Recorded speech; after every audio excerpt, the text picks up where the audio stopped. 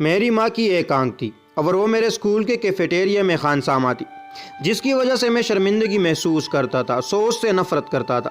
میں 5ویں جماعت میں تھا کہ وہ میری کلاس میں میری خیریت دریافت کرنے آئی۔ میں بہت تلملایا کہ اس کو مجھے اس طرح شرمندہ کرنے کی جرت کیسے ہوئی۔ اس واقعے کے بعد میں اس کی طرف لاپرواہی برتا رہا اور اسے حقارت کی نظروں سے دیکھتا رہا۔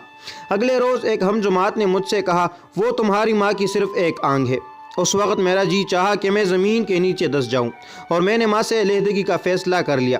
میں نے جا کر ماں سے کہا، میں تمہاری وجہ سے اسکول میں مذاق بنا ہوں، تم میری جان کیوں نہیں چھوڑ دیتی؟ لیکن اس نے کوئی جواب نہ دیا۔ مجھے نہیں معلوم تھا کہ میں کیا کہہ رہا تھا۔ میں ماں کے رد عمل کا احساس کیے بغیر شہر چھوڑ کر چلا گیا۔ میں محنت کے ساتھ پڑھتا رہا۔ مجھے کسی غیر ملک میں تعلیم حاصل وظیفہ کے لیے وظیفہ مل گیا۔ تعلیم مکمل کرنے کے بعد میں نے اپنے ملک میں ملازمت اختیار کی اور شادی کر کے رہنے لگا۔ ایک دن میری ماں ہمیں ملنے آ گئی۔ اسے میرے شادی اور باپ بننے کا علم نہ تھا۔ وہ دروازے کے باہر کھڑی رہی اور میرے بچے اس کا مذاق اڑاتے رہے۔ میں ماں پر چیخا، تم نے یہاں آ کر میرے بچوں کو ڈرانے کی جرت کیسے کی؟ بڑی آہستگی سے اس نے کہا، معافی چاہتی ہوں، میں غلط جگہ پر آ گئی ہوں، اور وہ چلی گئی۔ ایک دن مجھے اپنے بچپن کے شہر سے ایک مجلس میں شمولیت کا دعوت ملا، جو میرے اسکول میں پڑھے بچوں کی پرانی یادوں کے سلسلے میں تھا۔ میں نے اپنی بیوی سے جھوٹ بولا کہ میں دفتر کے کام سے جا رہا ہوں۔ اسکول میں اس مجلس کے بعد میرا جی چاہا کہ میں اس مکان کو دیکھوں جہاں میں پیدا ہوا اور اپنا بچپن گزارا۔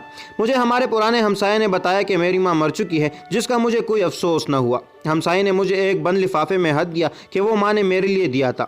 میں بادل نخواستہ لفافہ کھول کر خط پڑھنے لگا۔ لکھا تھا، میرے پیارے بیٹے، ساری زندگی تو میرے خیالوں میں بسا رہا۔ مجھے افسوس ہے کہ جب تم ملک سے باہر رہائش اختیار کر چکے تھے تو میں نے تمہارے بچوں کو ڈرا کر تمہیں بیزار کیا۔